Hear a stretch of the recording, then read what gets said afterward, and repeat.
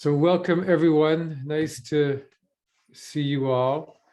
And so we are approaching the end of our study of Kohelet. We just have a few more chapters left, and I'm going to take the liberty to skip a few lines from the end of chapter 7, which I found particularly distasteful. But we'll skip to the beginning of chapter 8. My aim is to finish Kohelet before Passover. It shouldn't be too hard, or even after Purim, because I'd really like to, between Purim and Passover, start to read Shira Shirim, the Song of Songs, which should be really interesting. We may not allow under 18s to come to that study session. We'll see. So that means I can't come? Is that... Everybody can come at their own risk. We'd love to have you, as always. So we'll finish Ecclesiastes, and I did contemplate pausing Ecclesiastes, but some of the chapters going forward have really rich material, and I really wanted to get to it. I really wanted to get to the end of Kohelet's meditation.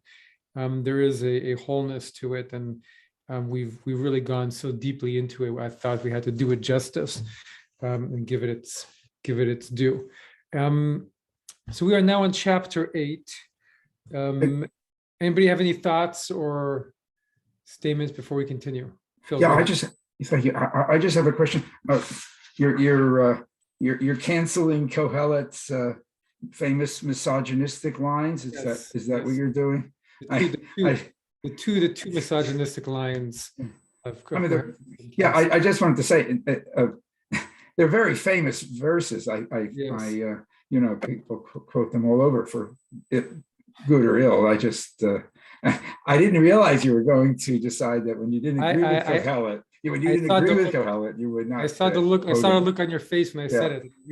I knew beforehand you'd probably not be pleased about us doing it, but I don't want to. We can read it, but I don't want to spend too much time on it. I just don't find it that interesting. I mean, he's coming. He's a king, if he is a king, or he's coming from a very patriarchal culture, and he's making a verse which is saying something which is very offensive to our modern sensibilities, and I don't want to try and explain it or rescue it or delve. Where is it coming from? We all know where it's coming from. It's that's fine with me.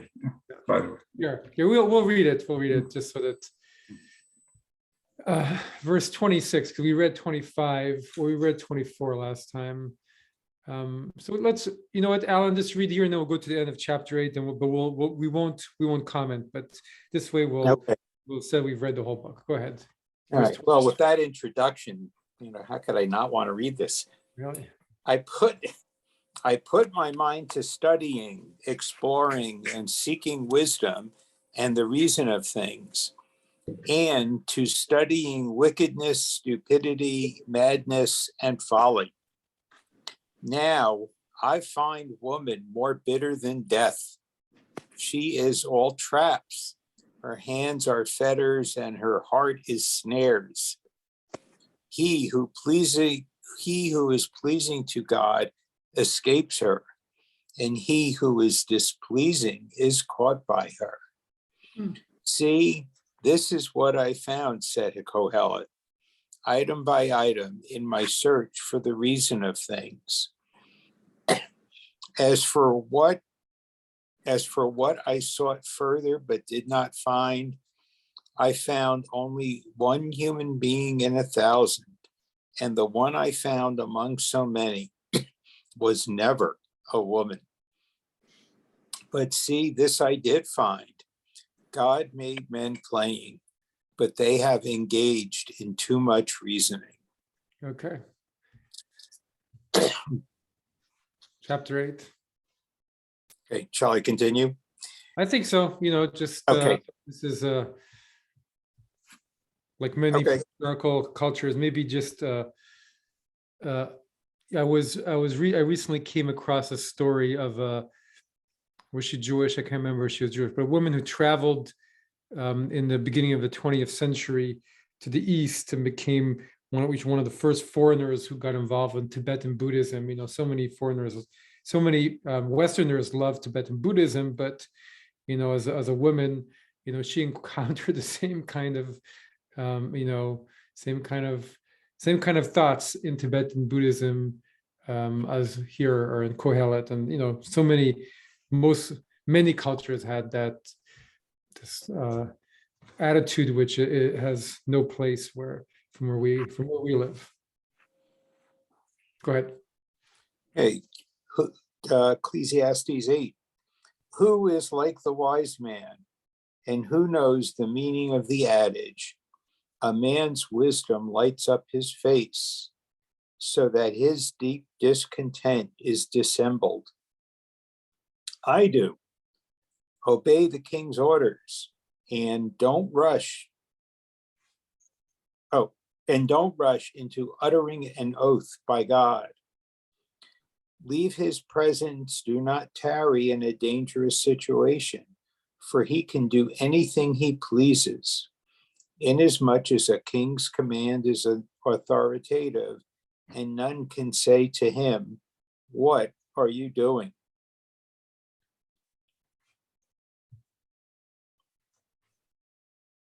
One who obeys orders will not suffer from the dangerous situation.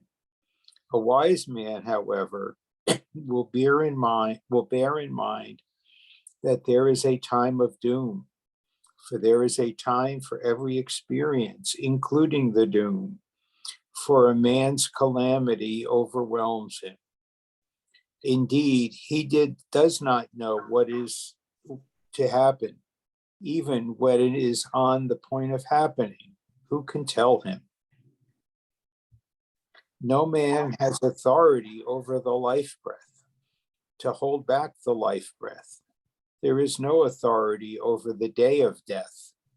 There is no mustering out from that war. Wickedness is powerless to save its owner. All these things I observed.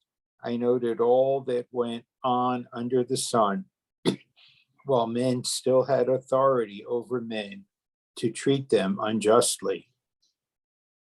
And then I saw scoundrels coming from the holy site and being brought to burial, while such as had acted righteously were forgotten in this city.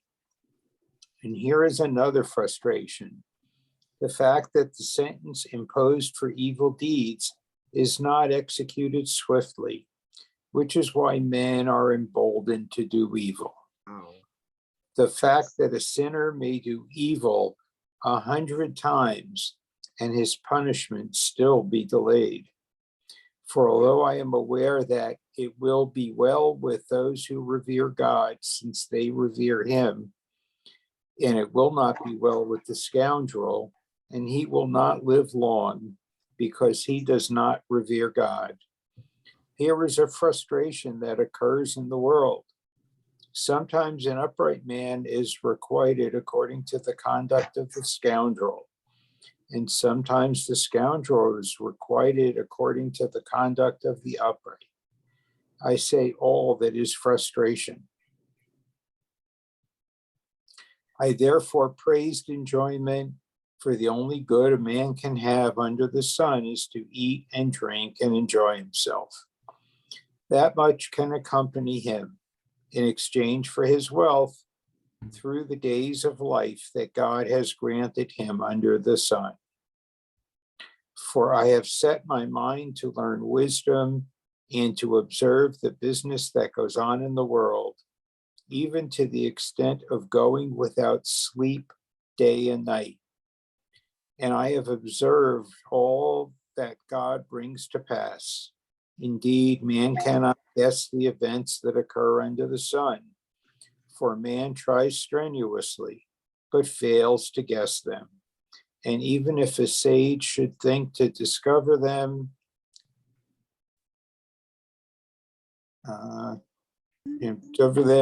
he would not be able to guess them. Okay, thank you. We read through the whole chapter.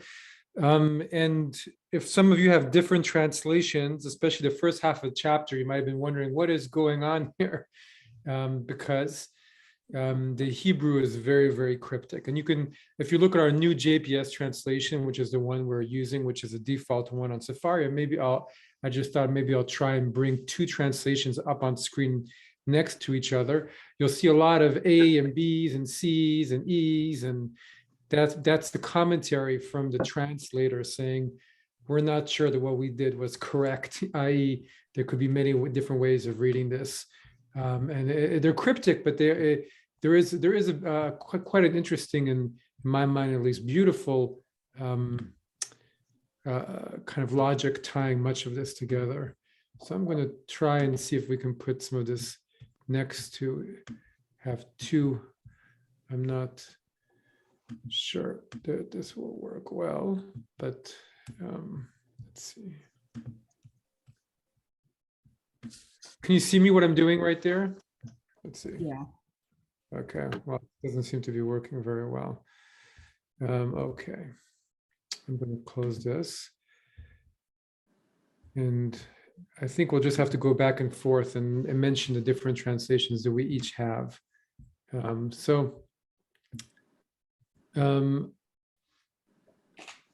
Let's go back to these first few verses. And there's a bunch, but there seems to be, at least in my mind, 2 or 3 themes that are explored through this chapter. Who is like a wise man, and who knows the meaning of the adage, a man's wisdom lights up his face so that his deep discontent is dissembled. Anybody have a different translation? What would this mean?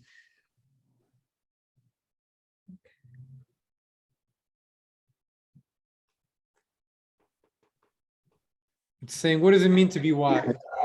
Basically, that's the way that translation is. This translation is seeing it, and that's okay. We can keep it at that. Anybody have any other translation for that? Which Rabbi, which verse? 8:1 or 8:1. Rabbi, I don't know what everybody else is seeing on the screen, Mhm. but I'm not seeing the Okay, verses. so let me know. Here we go. Thank you. I have a different translation from Mechon Mamre Mhm. that reads, verse 1, who is as the wise man, and who knows the interpretation of a thing? A man's wisdom makes his face to shine, and the boldness of his face is changed. Beautiful. Oh, that's nice. That's very much like altars, actually. Is it? Well, I'm reading from another one. Who is like the wise person, and who can discern a thing's inner meaning? Wisdom may enable a person to appear gracious even while rudeness is being disguised, which is quite different than what. But I think I like better the one you read, the Mechon Mamre, and the altar. Could you mind reading altar for us, Phil? Not at all. And I would say that something here is in the punctuation, because you see in the Safari, that is the new JPS, that there's a quote, there's a colon, and then a sentence of the verse becomes an adage that Kohelet is quoting. So it looks quite different there. But in altar he says, who is like the wise man, and who knows a word's solution? That's the Pesher, I guess. A man's wisdom lights up his face, and the impudence of his face transforms it. We stop there. The what of his face transforms it? I didn't catch. The impudence, it's similar to the Mamre. The impudence Okay. of his face. Keep a king's utterance as though it concerned a vow to God. Yeah. Right? But It's interesting. It's difficult. Yeah, no, I mean, the pshat is ve'oz panav, the strength of his face is changed. But I mean, they're talking in imagery, and we don't quite understand their imagery and their expressions. So we're trying to, but I don't think it matters that much. I think let's just go forward. So here we have I do. obey the king's order and don't rush into uttering an oath by God. Leave his presence. Do not tarry in a dangerous situation, for he can do anything he pleases, and as much as a king's command is authoritative, and none can say to him, what are you doing? So there's different ways of translating this. Number 2, what does Alter say for number 2? Verse 2, right? Oh yeah. Keep a king's utterance as though it concerned a vow to God. I guess, is that the whole thing? Do not be hasty. Oh, I'm sorry. Okay. Yeah, interesting. You see, so the problem is that there is the word ani at the beginning of it. Yes, he has a. I. So what does that mean? So Yeah. here they say I do. This is the answer to the first question, which is a verb. They say I do. Some translators translate as I say, as in I'm saying. But it doesn't. In the end, it doesn't matter. Obey the king's order. I think these 3 verses are getting to what we need to go. So what is it saying about a king? Why don't you rush into? Why do you have to obey? Why do you obey a king's order? Why do you leave his presence? Why do you not tarry in a dangerous situation? For a king can do anything he pleases. Why? What is all this about? What's the thinking behind all of this? What's the wisdom?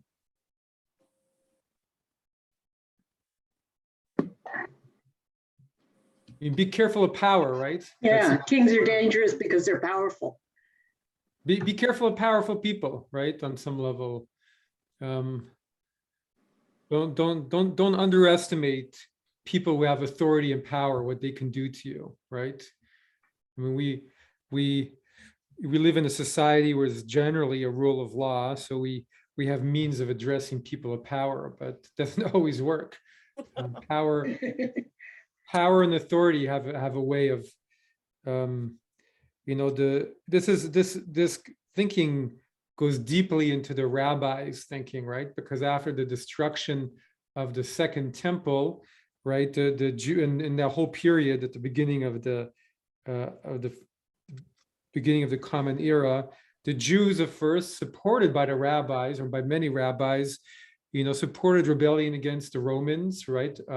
Rabbi Akiva and his group believed that Bar Kokhba, who was the leader of the rebellion against the Romans, was the Messiah and supported the armed rebellion against the Romans. But it didn't end well, right? The Romans defeated Bar Kokhba and defeated his armies, or his guerrilla armies, however you want to put it.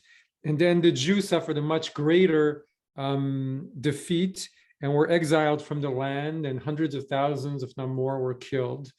And so the rabbis' way, their motto became Dina de Malchute Dina. I don't know if you've heard that before. It means the law of the land is the law.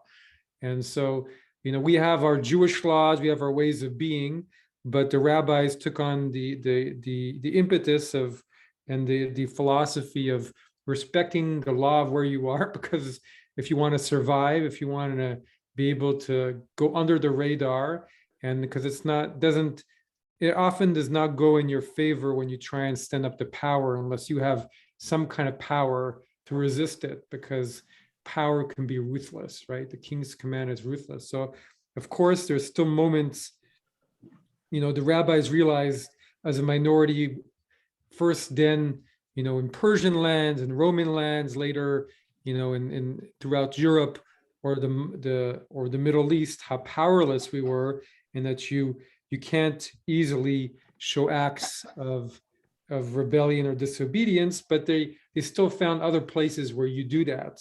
I mean, there's a whole discussion about the Amida, the standing prayer.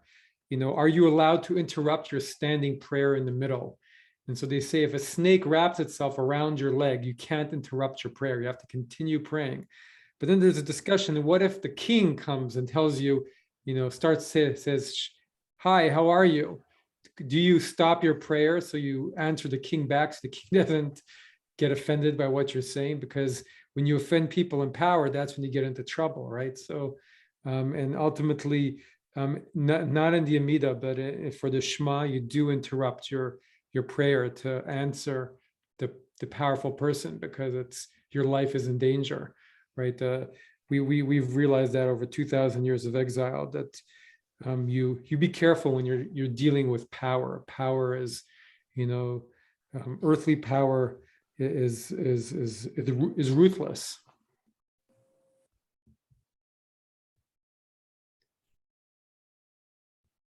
I think we should distinguish between the earthly power or from the secular power, or as viewed as you say, ruthless, and you have to deal with it, and a notion that it's somehow of higher legitimacy, which you see in some texts, but I don't think in this one. That what do you mean? Oh, the legitimacy of that power, you're saying? I'm saying that it's not that it has a higher moral weight, but it is a pragmatic judgment that you must make to accede to it in general. And I would that's different from, there are in some of Paul's letters, epistles, there's some that are called the pastoral letters, and people believe he didn't really write them. They're later, and they're also talking about the higher, how you must obey the rulers because God put them there, and that you obey them precisely because there's a moral obligation of higher than that. There's a divine authority that they carry, and I don't see that here, and that's just a distinction I want to draw here. Thank you. Yeah, and I think you're right. There's here the judgment on the rulers doesn't seem to be very good. Doesn't seem to be a positive one. So much of our Jewish tradition and liturgy is a response to the power of earthly rulers, right? So the rulers were rulers, so we called our ruler the ruler of all rulers, right? The king of all kings, the sovereign of all sovereigns, because to show, our king is beyond your king. And even when we take the Torah out liturgically in the Torah procession, many verses were added to make it, as beautiful as possible. Because when sovereigns in the Middle Ages had these big courts and we wanted to show we can do that. We can do even more than that for our sovereign. Our sovereign is beyond our sovereign, so beyond your sovereign. So that, which is a big theme in Judaism in general. I mean, we're coming up to Purim, right? And we don't bow down, right? Don't bow down to earthly rulers, right? Mordechai refuses to bow down to earthly rulers because we only bow down to the King of Kings, or the sovereign of sovereigns. And here it's very pragmatic. It's right. It's like be careful of the instruments of power, because they can do anything they please. And who's going to say to him, "What are you doing?" One who obeys orders will not suffer from the dangerous situation. A wise man, however, will bear in mind that there is a time of doom. Different ways of interpreting this, because the beginning of the verse says one who obeys orders, but in the Hebrew it's he who obeys a mitzvah. Now, mitzvah we think of as a divine command. So it could be one who obeys divine orders will not suffer from the dangerous situation. I don't know if any of the other commentators take it that way. Keeps the commandment. Nancy, what do you have from Machon Mamre for verse 5? It says, verse 5, whoever keeps the commandments shall know no evil thing, and a Exactly. wise man's heart discerns time and Beautiful. So that's what I was saying. So the beginning of this verse interprets it differently, where it says, one who obeys orders will not suffer from the dangerous situation. That makes you think that we're still talking about the king's orders. If you obey the king's orders, you won't suffer. Better to lay low. But the way you're interpreting it and the way I was interpreting it is one who keeps the commandments, the mitzvot, one who keeps God's orders, right?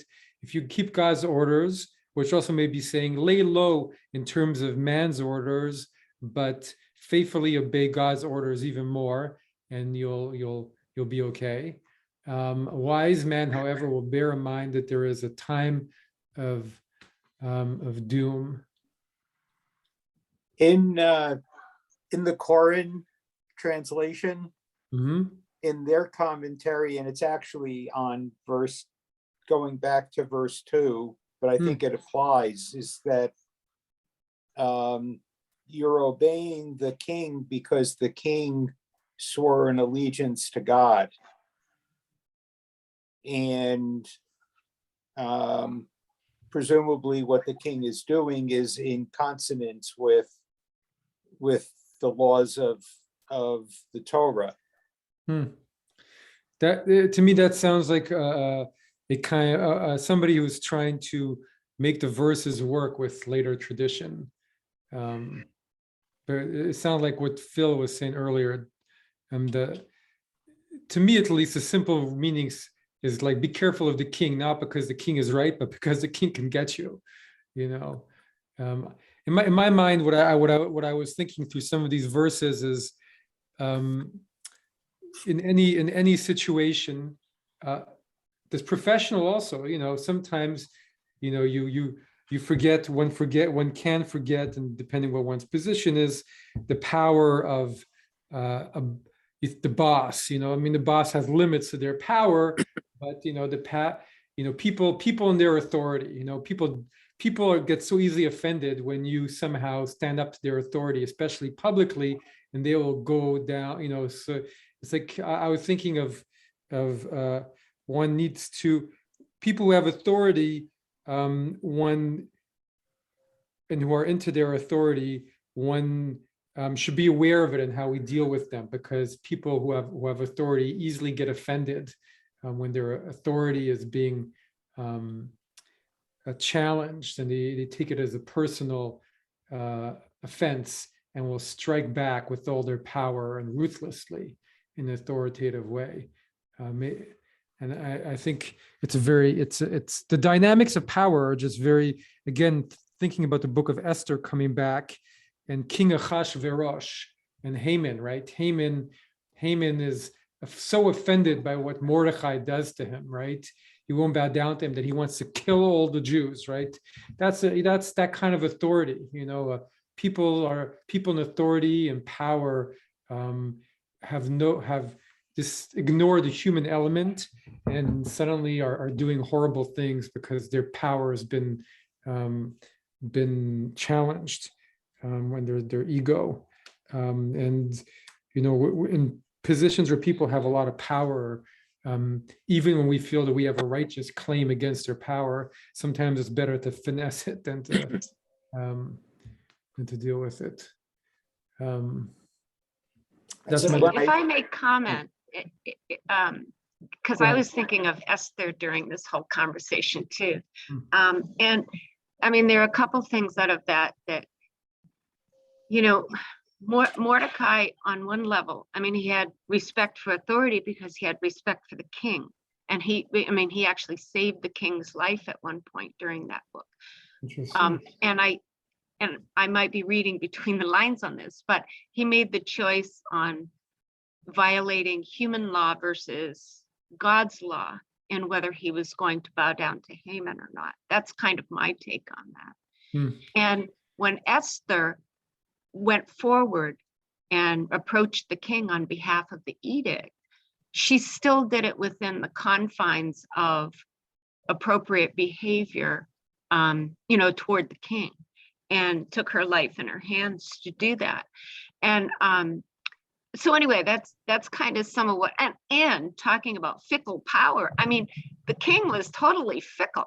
I mean, you know, with his wife, you know, and I forget her. The first one he got rid of, he was drunk, and it was fickle, and he made this edict, and then he took Esther, and even in that situation, she had to be careful because he was so fickle. You know, I mean, you know, all based on mood. I mean, everything you're saying is true, but I think there's that fine line between obeying, you know, the laws, but also at some point there has to be a line on when you violate, you know, God's. Oh, sure. Yeah, no, I definitely, and I like that we're bringing up the book of Esther, because I think the first few chapters, I mean, the whole book is a really interesting meditation on power, but our tradition spends a lot of time asking that question, at what point do you stand up against a ruler? And so there's three things in which it's better to be killed than to allow yourself to infringe them. There are three things, that's what Jewish tradition says.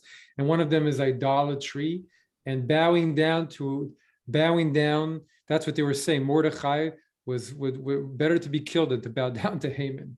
So idolatry is one, killing another human being is another one, and being forced to commit immorality, sexual immorality specifically is another one. They say better to be killed than to do that. So there is a line, even though our tradition is, the rabbinic tradition generally becomes, fairly, be careful and follow the law of the land. But there's obviously a line where that's drawn. Ritually, you can cross the ritual line, no problem. If it's eat pork or die, eat pork. But in terms of certain things, you draw a line. And it's interesting how you were mentioning how the fickleness of King Achashverosh, Mordechai and Esther really work with it. They're following Ecclesiastes, right? They're following that way of thinking. They're working with the fickleness of King Achashverosh to their advantage in a very smart way. They're really using that chokhmah, that wisdom that is being addressed here on some level to play the situation to their hands and take the power away from Haman. And at the beginning of that book, right, the fickleness often comes from an insecurity in power. So I remember reading a comment of, you can see how insecure Achashverosh is in his power by the fact that he had to have this huge party at the beginning of his reign of the book to establish how powerful he is, right? A 6-month party where he invites everyone, where he's, displays his riches and his wealth and his power. And that's all because he feels insecure in his power. So he has to reestablish it, that he is the powerful ruler of this big empire. And so it's really playing with that insecurity throughout that allows Esther and Mordechai to take the power away from Haman, while Haman also was playing against it, trying to play it himself. Interesting. Okay, let's move on to the next. Here we go. Would someone read for us, please, verse 6 through 8? Sure. For there is a time for every experience, including the doom. For a man's calamity overwhelms him. Indeed, he does not know what is to happen. Even when it is on the point of happening, who can tell? No man has authority over the life breath. To hold back the life breath, there is no authority over the day of death. There is no mustering out from that war. Wickedness is powerless to save its owner. Thank you. Again, a lot of translation variations, I'm sure. Verse 6 is also somewhat of a strange verse. For there is a time for every experience, including the doom, for man's calamity overwhelms him. Who has a different translation for that? Go ahead, Nancy. Okay. Verse 6 says, for to every matter there is a time and judgment, for the evil of man is great upon him. Good. So I that's the one that I favor too, and in some ways it's more pshat because it says literally, especially with the trope. So one way of trying to understand how the earliest commentators that we have collection of read the verses to look at the trope marks. The trope marks are the marks that are read when you chant it, right? It's these little things over the letters. And so you see that little horseshoe beneath mishpat. You see the word mishpat there. Can you see the pointer? Are you able to see that? Mm-hmm. Yes. So that horseshoe there is called an etnachta, which is seen as the middle of the phrase break. It's It's like one level of punctuation below a period. So the way, at least the readers who put in, who were the Masoretes in Tiberias, the way they read is that for every time there is, for everything there is a time and a judgment. So the judgment is connected to the first half of the sentence. Here they kind of went around it in a strange way by saying including the doom. The way I read it is it's saying everybody eventually will come to judgment.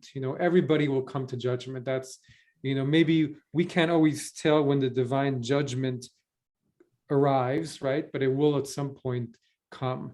And even those very powerful people, they're all going to die too, and they're all going to have to face the music at some point. So there is, divine judgment is one of the themes of this chapter, and he kind of seems to go back and forth, and it's hard for us to read him as he is intending it because we have so many other layers of thoughts on what divine judgment is. But it's, for there is a time for every experience. For every experience, there's a time and a judgment. So there is a judgment that will come because human beings, their acts can be very great. Their evil can be very great, and eventually that judgment comes. Then the next verse, indeed, he does not know what is to happen, even when it is on the point of happening. Who can tell him? And nobody knows, what that judgment is, and when it's going to happen, or how it's going to happen, or who can understand, what the repercussion of anything we do in life is, or why anything happened. And this is one of my actually favorite verses because it's such a truth. We spend, I think, especially people who are religiously minded or theologically minded or spiritually minded, are always trying to understand, why did this thing happen to me in my life? God, why did this thing happen? Oy vey, or, master of the world, creator of the world, why did this happen? And the truth is, one almost never knows. You just don't know. That's part of the mystery of life. You just don't know why things happen to you, or happen to other people, or happen to the world, or why these things, even if you think they came from a place of deeper meaning, you just don't know. And that's part of this world. You go through this school of life somewhat blind, and you do your best with the clues you get along the way. And that's why, for those of us who think in this way, and who are intrigued by this idea across many traditions, that after you pass away, Judaism has this idea too, that when you do stand in judgment, right? The Zohar, a book of Jewish mysticism, believes that when you pass away, you stand, two divine beings, angels, take you to a place of judgment, and you stand before the divine, and then you go through a period of judgment, which is why we have a whole almost a year of saying Kaddish, because it's a long period of judgment and of working through your life. You're shown a movie, so to speak, of your life, where you're shown all the things that happened and why it happened. You see everything in perspective, and you're taken back through it. And during that year is when you rehash your life, and there's an opportunity there to work through some of the poorer decisions to go higher into the firmament, right? When we say the El Malei Rachamim, what is the El Malei Rachamim? The prayer we say at a funeral, we say you should rise ever further under the wings of the Shekhinah. So what does that mean? We're hoping that by all of our prayers, our beloved deceased will rise higher, meaning to a place of greater peace and greater bliss and joy in the heavens, and carry less of what they went through in this life. And that's why we say Kaddish. That's the traditional reason for why we say Kaddish. In our days, we say it also for the people who are mourning, but the traditional idea is you say Kaddish for the person who's deceased to help them in their transition to whatever is next. Rabbi, go ahead. Art Scroll has slightly different translation for 6 and 7, Go for it. which gives to me a different meaning, because it substitutes the word calamity, which to me is, at least to my looking at it, is kind of a neutral. A calamity could be you're walking down the street, the limb falls off the tree and you get hurt, but that wasn't your fault. Or you could go do something and suffer, and the art scroll says evil overwhelms him. Mhm, So it's a definite, you did something bad mhm. and suffer the consequences. And then in 7, whereas the JPS has it when something is on the point of happening, which to me is like, I mean, I'm interpreting it as it's going to happen, Mhm. but the art scroll says, even when it happens, who will tell him? Which to me is, even if it has happened, who will tell him? Exactly. It's a different, it changes a lot, which is how I was interpreting it, because that's the Hebrew here, at least, is definitely, seems to be talking about the future, not what is on the point of happening, but what will happen. Of course, Hebrew doesn't have as many tenses as English or other languages, and uses them in a very unusual way. So it's can be hard to know exactly what kind of, how it's using it grammatically. But that's how I'm reading it. And it does say evil. Evil is the Hebrew word. I'm not exactly sure why they use calamity. Could be because they're looking at a later verse, and again, the translators of the new JPS are of course really excellent scholars who tried to use all the modern scholarship to come up with their translations. Yeah. Go ahead, Phil. Thank you.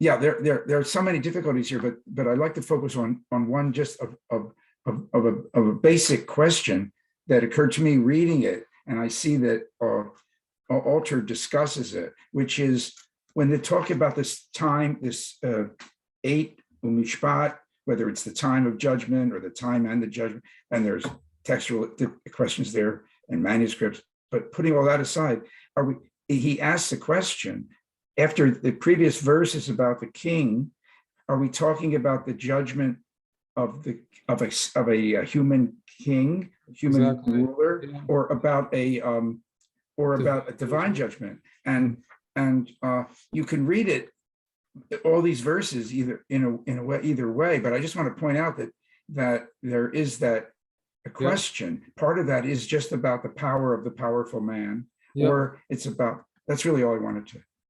If you think there's, it could easily be read that way. Yeah. It really is. It's impossible to know, and it changes everything. It's why you got to make a decision at some point which one you're going with.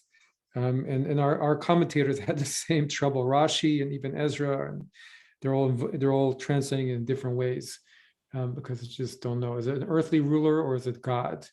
And I think this next verse, at least in my mind, not the way the new JPS translates it, is more clear. But no man has authority over the life breath.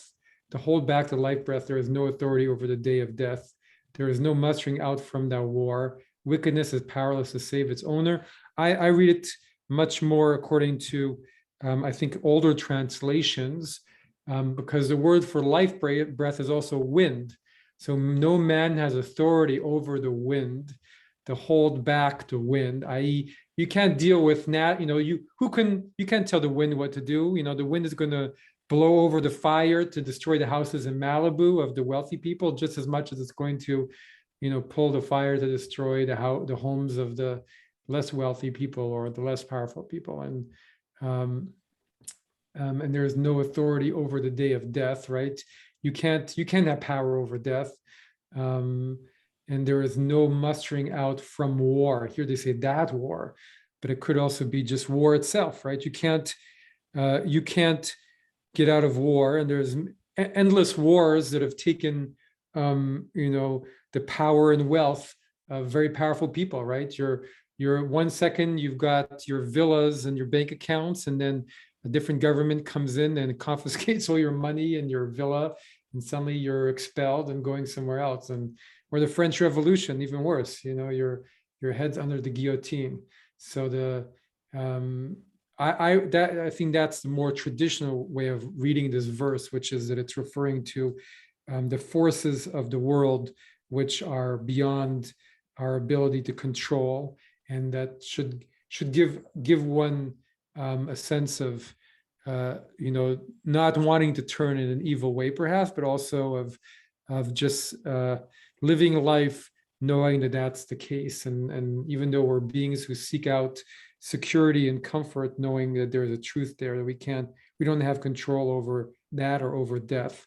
The way the new JPS is reading it is very differently, and I guess this reflects what Phil was saying earlier. It's the new JPS is reflecting again over the authority of the ruler on some level, maybe. Or maybe no, it's not. No, the new JPS is reading in the same way, but just with a slightly different vocabulary.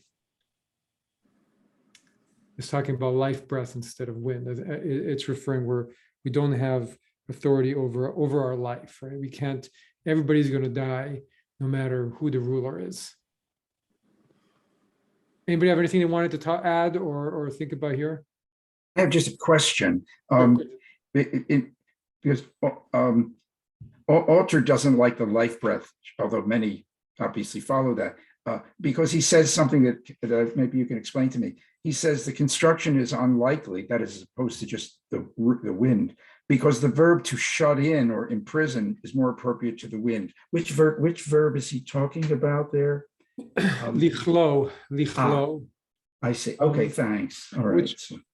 Which is interesting. I mean, in Hebrew, what's a prison? A beit kele, right? So it's using that word. So in modern Hebrew, at least, but I feel like going back to the prison of Joseph to see what's the word. Give us a sense of. I'm wondering what all of this is saying about kingship. Kingship in general, okay, and as human kingship, as opposed to, right, the King of Kings.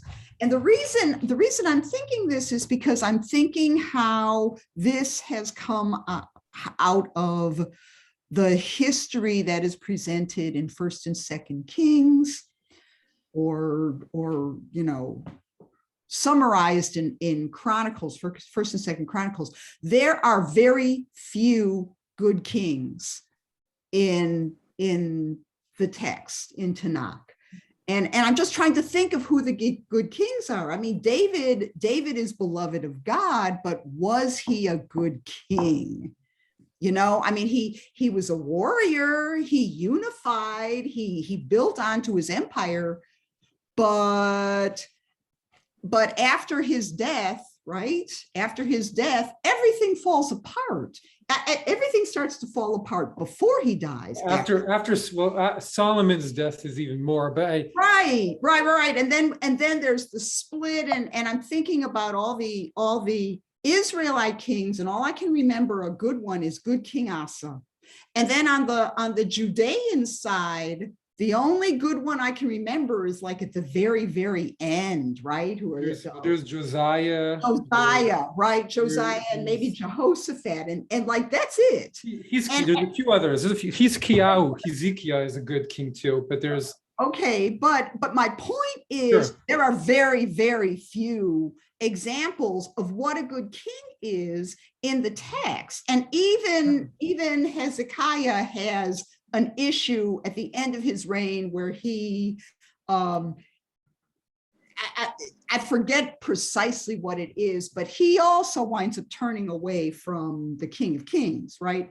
So I'm thinking back to what Samuel said back in 1 Samuel, when the people come to him and say, we want a king, we want to be just like everybody else, right? We want to be just like all these other tribes here in Canaan.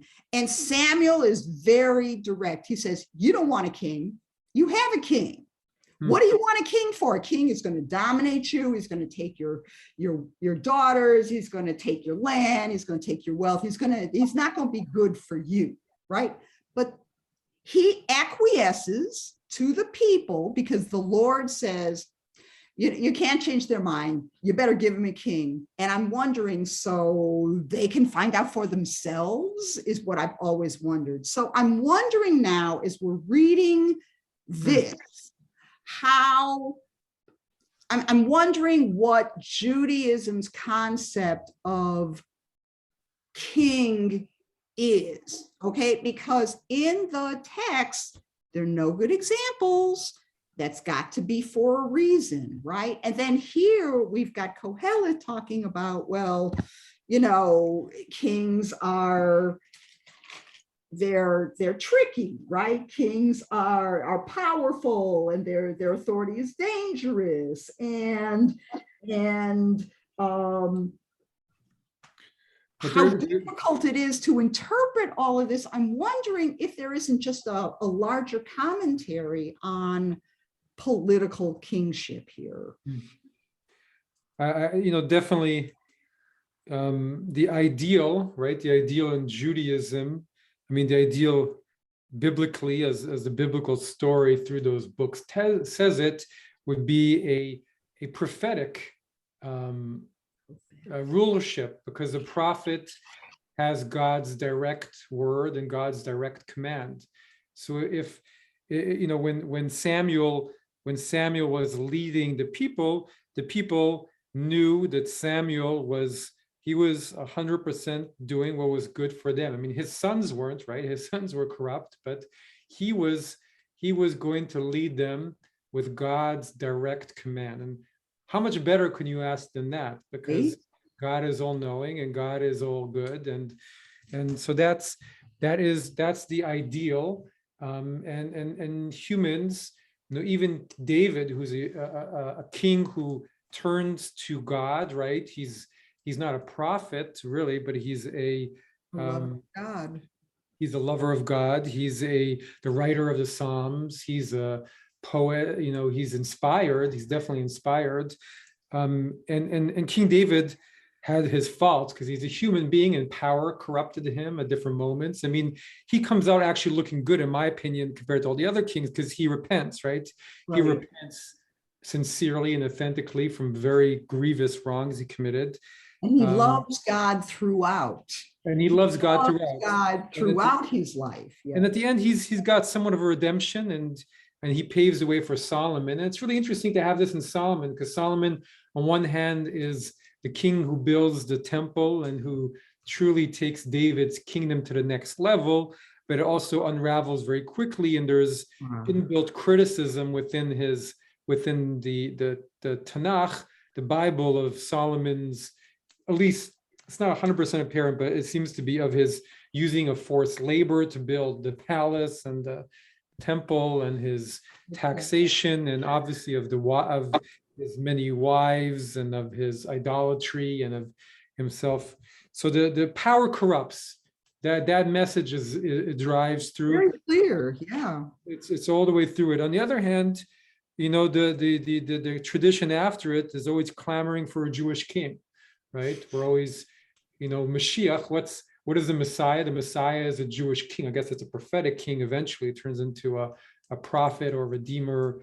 But a lot of the time, we're clamoring for a king because we believe that the king, we need an earthly king. We still haven't gotten over what happened back then.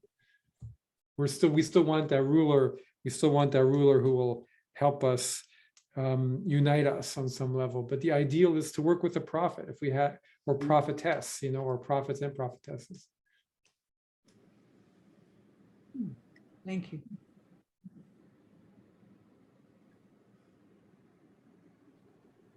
because the prophet understands that we have no authority over death and that we have no authority over war, that we have, so the prophet embodies in some ways pure theology, right, or the pure correct path, and kings and queens often do not. So I mean, the prophetic ideal in some ways is still the ideal, because maybe I think David's not here today, but he would like this, that the ideal is the prophetic sees under the sun and above the sun, right? The prophet has the really true and clear vision of all that's good and bad under the sun, but also has an understanding of above the sun. And when you have both of those, then you have true wisdom. And Kohelet is a king, so he definitely has the under the sun wisdom and clarity, but because he's not a prophet, he doesn't have the full connection to the what's above the sun, so to speak, perhaps.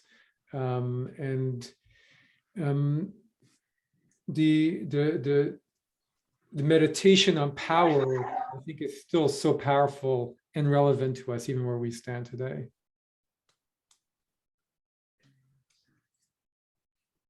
All right. Well, thank you, everybody.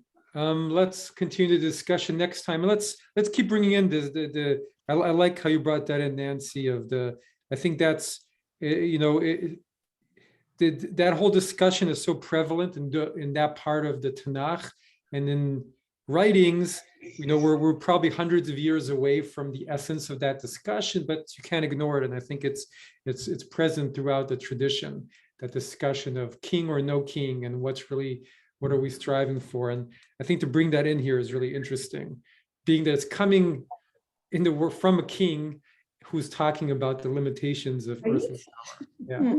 Right. Thank you, Rabbi. Thank you, everybody. Thank you. Thank you, everybody. you. Thank you, Rabbi. Thank you. Bye-bye. Next week. Bye, Donna. Bye. See you Thank next you. time. Thanks. Bye. Bye, Dan, Charles, Marisol. No, thank you. Very revealing.